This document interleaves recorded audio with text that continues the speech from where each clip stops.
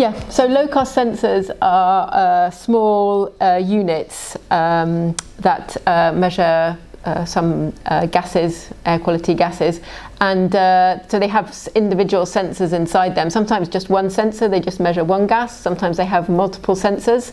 If they have multiple sensors, that's usually better because they can correct each other if sometimes there's an interference between them. There are 3 different types of sensors you can have. Electrochemical, so that's kind of where the gases go between 2 electrode layers, and then the signal gets processed as a voltage, electrical current. Metal oxide, so that's a layer of metal oxide, and heated. And so how this layer of metal oxide reacts to the gas is proportional to the amount of the gas present. Those ones need to be heated quite a lot, so they're a bit more energy intensive. And then there are optical ones, so they use an infrared gas beam, and they go through a chamber where the gas is, and they can count how many molecules of a particular gas they pass through in that time. So and then the sensors are often put in a box, and they often measure temperature and humidity as well to help to correct for interferences. They often have a Wi-Fi or a mobile connection, and that's how they get the data out. And sometimes they have a nice feature where you can see the data on the screen, on your screen, or maybe on your mobile, on your tablet, or on your computer afterwards. There were quite a few groups working on understanding how well these sensors work, and there's a big difference in the marketplace as well. You can get some really, really cheap ones, up to quite, I wouldn't say low cost anymore. And so obviously there's a difference in quality between them as well. And so I think it is quite useful for the researchers to get involved with this, because they can then they give their opinion on how good they are and to what extent can each of them be used. So maybe the really low cost sensors are useful for cyclists and walkers to just kind of carry around on a daily basis. And as long as the data from hundreds of these is streamed together, the quality of the data may become better because it kind of gets evened out.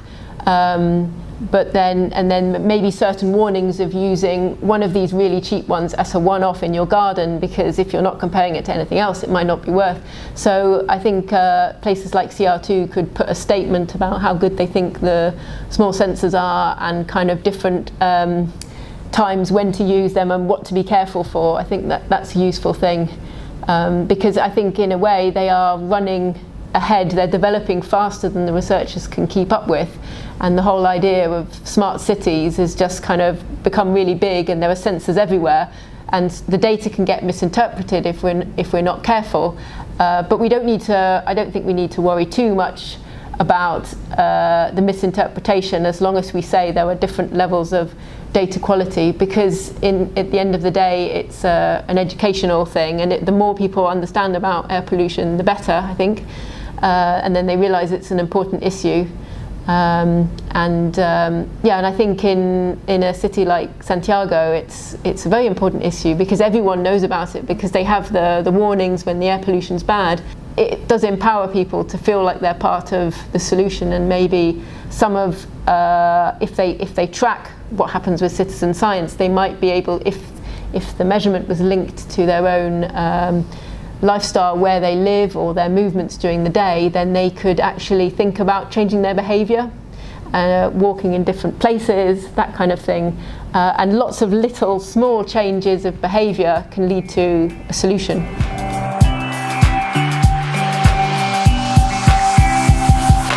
I originally got some sensors about 5 or 6 years ago for outreach work. So this was to go into schools. So I had 3 different sensors, and we went into schools, put them up in the playground, maybe in 2 or 3 different parts of the school.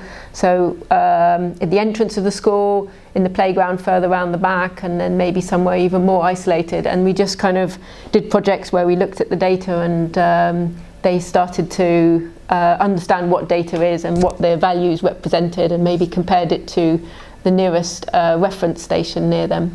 It's a work with the students of that school, for example? Yeah. Well, students from the university were helping to kind of organise it, and then the pupils themselves from about 10 years old upwards would be working in that. And then I realised these sensors were probably better than I thought they were, and actually I wanted to characterise them, which meant I wanted to kind of calibrate them. I wanted to see how well they worked.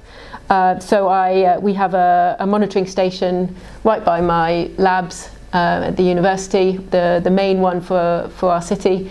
And so I put them on the roof of there for a few months, and so I had measurements of the reference instruments to compare with them, and then I've kind of done an analysis of how good they are, and some of them are surprisingly good, but especially if they are kept at the reference station, and then you can tell if something goes wrong with them. So and then I have ways of correcting the data.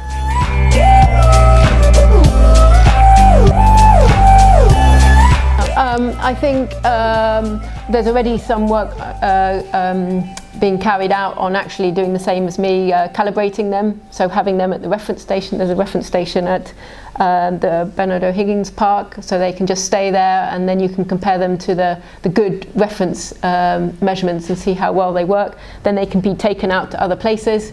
For example, a lot of the work here, they're interested in how the pollution from Santiago travels up through the high valleys up towards the mountains, so you could create a series of stations in that pathway and see how the air pollution changes there. So for mobile or kind of temporary measurements, they can be useful, but they'd probably be brought back to the reference station for calibration as well.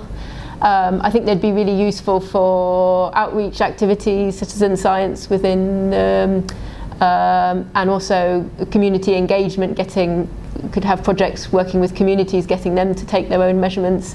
So it's an educational thing as well, and so the community can start understand the issues and maybe start to say, oh, it looks like in certain parts of our city or in certain times there seems to be more pollution, why is this? And they can kind of ask these questions, which is a healthy thing. And I think it's a stage for starting for places that haven't had air quality measurements, and maybe for South America where there are so many blank spots in the measurements, it would allow them to step forward and do something. So and it obviously a lot cheaper, so that's useful as well, and more mobile. So some of them don't even need a power supply. You can run it with a solar panel.